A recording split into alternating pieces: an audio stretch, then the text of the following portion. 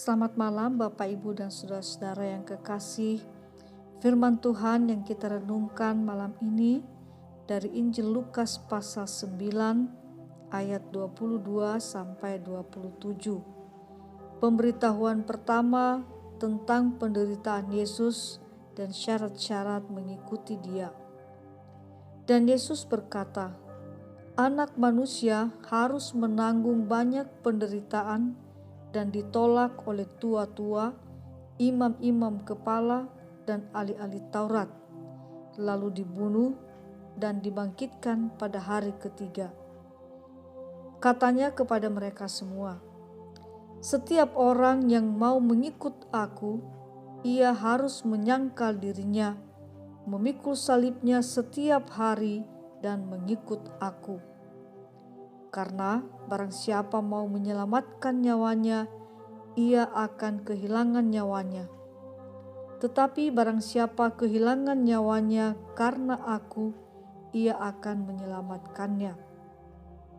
Apa gunanya seorang memperoleh seluruh dunia, tetapi ia membinasakan atau merugikan dirinya sendiri?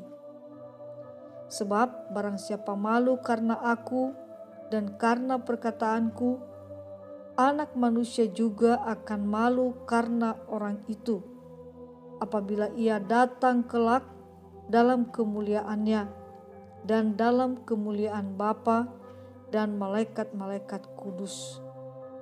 Aku berkata kepadamu, sesungguhnya di antara orang yang hadir di sini ada yang tidak akan mati sebelum mereka melihat kerajaan Allah.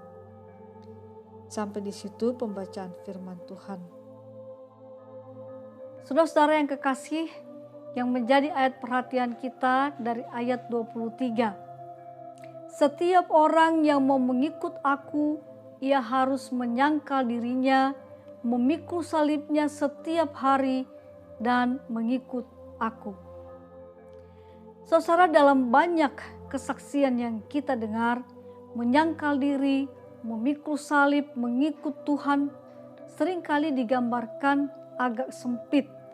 Seperti ketika mengalami penyakit yang serius, yang tidak kunjung sembuh, ketika menghadapi kerugian yang besar, ketika mengalami pergumulan yang berat.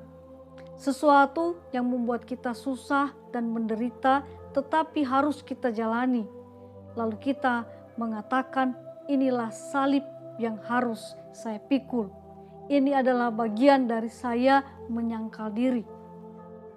Tetapi sesungguhnya perkataan Tuhan dalam ayat ini bermakna jauh lebih luas tentang bagaimana kita menjalani kehidupan kita setiap hari, tentang bagaimana kita berusaha setia melakukan kehendak Tuhan dalam apapun yang kita kerjakan.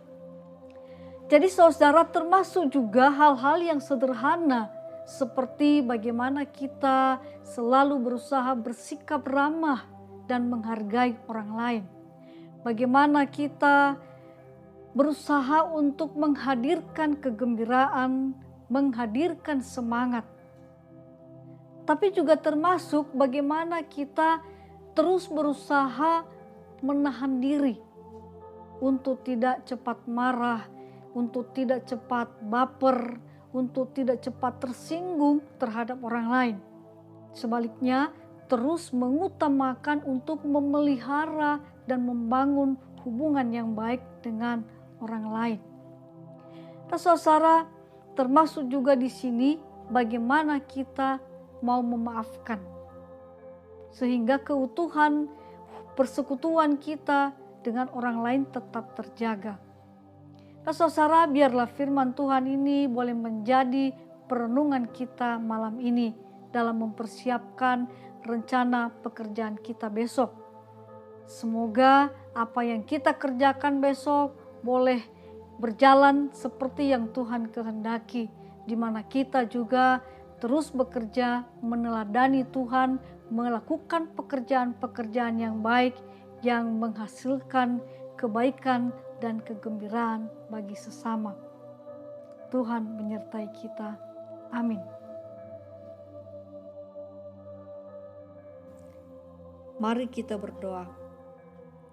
Bapa kami yang di sorga, puji syukur kami naikkan ke hadirat-Mu untuk semua berkat dan penyertaan-Mu bagi kami sepanjang hari ini.